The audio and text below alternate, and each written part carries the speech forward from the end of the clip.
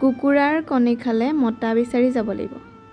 কথাষাৰ শুনি হয়তো আপোনালোক আচৰিত হৈছে নহয়নে? এটা সত্য আৰু হৃদয় বিদাৰক কাহিনী আপোনালোকৰ মাজলৈ লৈ আহিছোঁ। কাহিনীটো সম্পূৰ্ণকৈ শুনাৰ পিছত আপোনালোকে আপোনালোকৰ মতামত জনাব। এজনী নবোৱাৰীৰ বাবে কথাষাৰ কিমান দূৰ গ্ৰহণযোগ্য? কুকুৰাৰ কণী খালে মতা বিচাৰি যাব লাগিব। কোনজনী বোৱাৰীয়ে ভাবে যে শহুৰৰ ঘৰত এনেকুৱা এষাৰ কথা শুনিবলৈ পাম? এনেকুৱা এষাৰ কথা শুনাৰ পিছত বোৱাৰীজনীৰ মানসিক স্থিতি কেনেকুৱা হ'ব পাৰে? শৰীৰৰ ৰঙা সেন্দুৰকণে যদি আপোনাৰ বা মোৰ জীৱনটো ৰঙীন কৰিব নোৱাৰে, তেতিয়া সেই সেন্দুৰকণৰ জানো কিবা ভেলু আছে? হিন্দু ধৰ্মৰ নিয়ম অনুসৰি বৈবাহিক জীৱনৰ আৰম্ভণিতে মহিলাগৰাকীৰ শিৰত সেন্দুৰ পিন্ধোৱা হয়। কিন্তু সেই সেন্দুৰকণৰ অৰ্থ কি? য'ত নেকি মহিলাগৰাকীয়ে চকু পানী টুকি ভাত খাবলগীয়া হয়। অতীজৰে পৰাই অভাৱ অনাটনৰ মাজেৰেই মানুহে সন্তান জন্ম দি আহিছে নহয়নে? অভাৱ অনাটনৰ মাজেৰেই সংসাৰ কৰি আহিছে আৰু সেই একেই অভাৱ অনাটনৰ মাজেৰেই ছোৱালী বিয়া দিয়ে। কাৰোবাৰ পৈতৃক সম্পত্তি আছে, বিক্ৰী কৰি ছোৱালীৰ লগত যৌতুক দিয়ে। কিন্তু কাৰোবাৰ থাকিবলৈ এখন ভাল ঘৰ নাই, কাৰোবাৰ শুবলৈ এখন ভাল তুলি নাই, এখন বিচনা নাই। সেইসকলে কেনেকৈ লাখ টকাৰ যৌতুক দি পঠিয়াব? তেনেকুৱা ঘৰৰ ছোৱালী নানিলেই হ'লচোন। কিন্তু এজনী ছোৱালী বিয়া পাতি বোৱাৰী কৰি অনাৰ পিছত কিহৰ শিক্ষা, যৌতুক, চেহেৰাক লৈ প্ৰশ্ন কৰেও। এতিয়া আহক আচল কাহিনীটোলৈ। কেইবছৰমান আগতে এজন ল'ৰালে এজনী ছোৱালী বিয়া পাতি অনা হ'ল। ছোৱালীজনীৰ আৰ্থিক অৱস্থা ছোৱালীজনীৰ মাকৰ ঘৰৰ আৰ্থিক অৱস্থাটো ইমান ভাল নহয়। যেতিয়া ছোৱালীজনীক যিজন মানুহে দেখুৱাইছিলে, মানুহজনে ছোৱালীজনী দেখুৱাই দিওঁতেই কৈছিল যে মানুহ ঘৰৰ অৱস্থাটো ইমান ভাল নহয়, যেনে তেনে কোনো মতে চলি আছে আৰু এখন চালি নিচিনাকৈ আৰু চালি এখনৰ তলতে থাকে। এতিয়া বাকী আপোনালোকৰ সিদ্ধান্ত, আপোনালোকে ছোৱালীজনী আপোনালোকৰ বোৱাৰী হিচাপে গ্ৰহণ কৰে বা বিয়া পাতে নে নাপাতে সেইটো আপোনালোকৰ সিদ্ধান্ত। মোক ছোৱালী এজনী বিচাৰিছিল আৰু মই ছোৱালীজনী দেখুৱাই দিলোঁ। আৰু দৰা ঘৰৰ মানুহে ক'লে যে আমাক ঘৰখনেতো নোখোৱাই, ছোৱালীজনীয়েহে খুৱাব আৰু আমাৰ ঘৰত কৰি মেলি ৰান্ধি বাঢ়ি খুৱাই খাই থাকিলেই হ'ল আৰু আমাক বাকী একো নালাগে। কথামতেই দুয়োঘৰ মানুহৰ সন্মতিক্ৰমে বিয়া হৈ গ'ল। বিয়া হৈ যোৱাৰ পিছত দৰা ঘৰৰ মানুহৰ বিভিন্ন ধৰণৰ অজুহাত।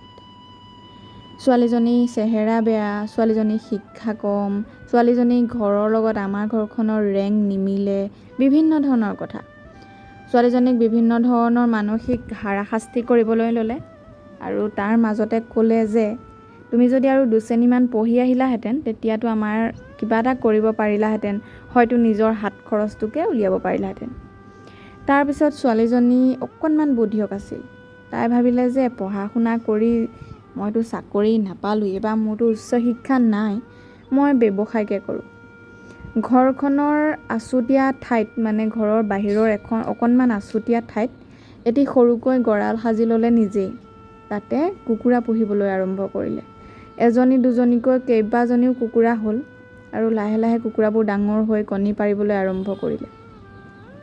আৰু কুকুৰাই যেতিয়া কণী পাৰিলে তেতিয়া তেওঁলোকৰ ঘৰৰ শহুৰেকৰ ঘৰৰ মানুহে ক'লে যে আমি কুকুৰাৰ কণী নাখাওঁ, আমাৰ আমুকটো বেমাৰ আছে, তামুকটো বেমাৰ আছে, আমি কুকুৰাৰ কণী নাখাওঁ। কিন্তু বোৱাৰীজনীয়ে বুজি নাপালে যে কুকুৰাৰ কণী তাইকো খাবলৈ মানা কৰিছে। আৰু কথাষাৰ বুজি নাপায় তাই মাজে মাজে কেতিয়াবা 1-2টা কণী খায়। তাৰ পাছত এদিন তেওঁলোকৰ শহুৰেকৰ ঘৰৰ মানুহে ক'লে কুকুৰাৰ কণী খালে মতা বিচাৰি যাব লাগিব, গৰম উঠিব আৰু থাকিব নোৱাৰা হ'ব ঘৰত, 3আলিয়ে 4আলিয়ে মতা বিচাৰি বিচাৰি ঘূৰি ফুৰিব লাগিব। সেই কথাষাৰ যেতিয়া এজন মানুহে কয় এজনী বোৱাৰীৰ বাবে কিমান দূৰ গ্ৰহণযোগ্য হ'ব বা ছোৱালীজনীৰ মানসিক স্থিতি কেনেকুৱা হ'ব?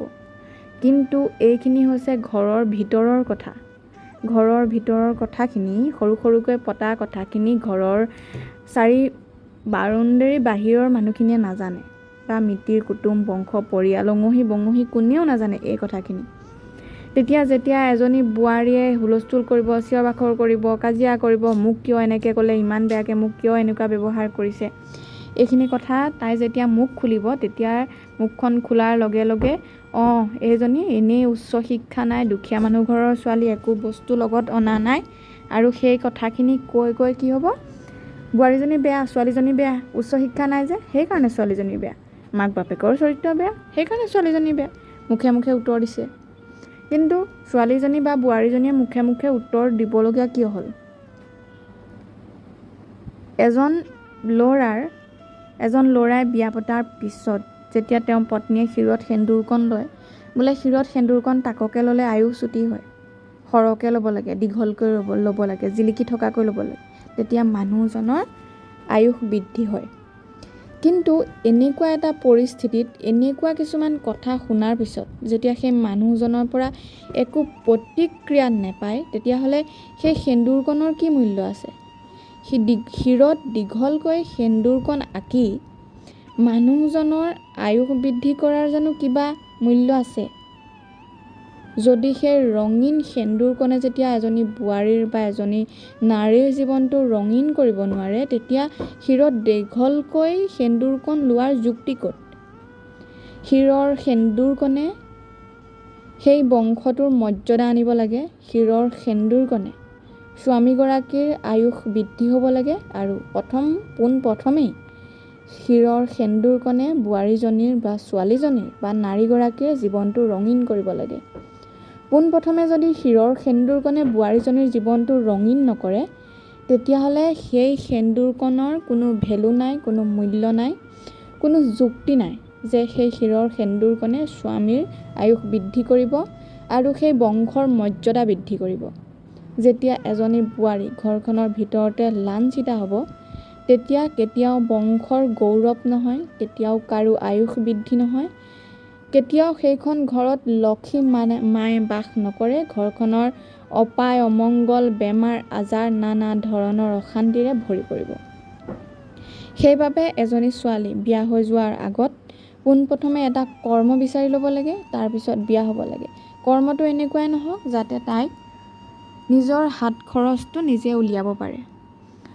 যদি গিৰিয়েকৰ ঘৰৰ বা শহুৰেকৰ ঘৰৰ মানুহে যদি কয় যে তুমি পইচা ঘটিব নালাগে, আমিয়ে তোমাৰ হাত খৰচ দিম, বা খুব যদি আৰামত ৰাখে, আৰাম নহয় শান্তিত ৰাখে, তেতিয়া বেলেগ কথা, কিন্তু যদি শান্তি ভংগ কৰে তেতিয়াহ'লে তাইৰ হাত খৰচকেইটাই কামত আহিব।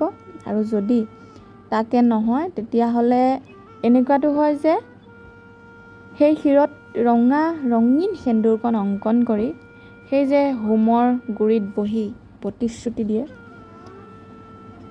সেই প্ৰতিশ্ৰুতি হৈ নাথাকে, যমৰ ঘৰলৈ যোৱা, জেললৈ যোৱা, শহুৰৰ ঘৰলৈ যোৱা, একেটাই কাহিনী হৈ পৰে।